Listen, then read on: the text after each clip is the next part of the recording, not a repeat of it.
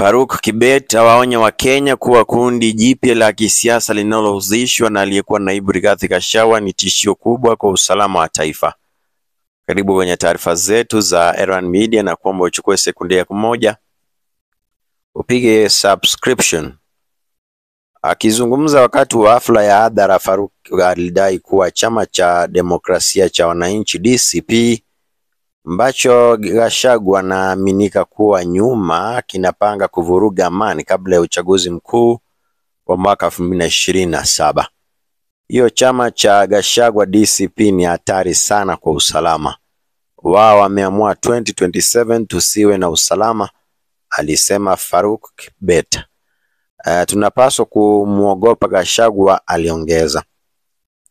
Faruk alisema kuwa nchi lazima iwe macho na kutoruhusu viongozi wanaotaka kuwagawanya Wakenya kuchukua udhibiti. Alishtumu DCP kwa kueneza chuki na kujiandaa kwa vurugu badala ya kampeni za amani.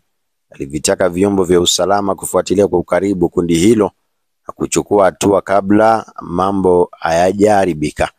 Kulingana na Faruk, Gachagua na washirika wake wanatumia DCP kusababisha mvutano katika baadhi ya mikoa nchini. Aidha, aliwaonya wanasiasa kutoshabikia chama hicho kwa upofu, akisema huenda nchi ikaingia katika machafuko. Alitoa wito kwa Wakenya kuwakataa viongozi wanaopenda mamlaka pekee wala sio umoja wa taifa. DCP inasemekana kushika kasi katika baadhi ya maeneo ya eneo la Mlima Kenya, huku viongozi kadhaa wakiunga mkono waziwazi.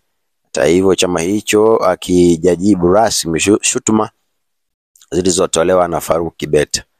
Kauli ya Faruk imezua mjadala wa kisiasa kote nchini, huku baadhi ya viongozi wakimuunga mkono huku wengine wakiona ni shambulizi la kisiasa dhidi ya Gachagua. Huku uchaguzi wa mwaka 2027 ukikaribia, mvutano wa kisiasa unatarajiwa kuongezeka na Wakenya wanahimizwa kusalia kwa amani na kuepuka kutumiwa na wanasiasa wenye ubinafsi.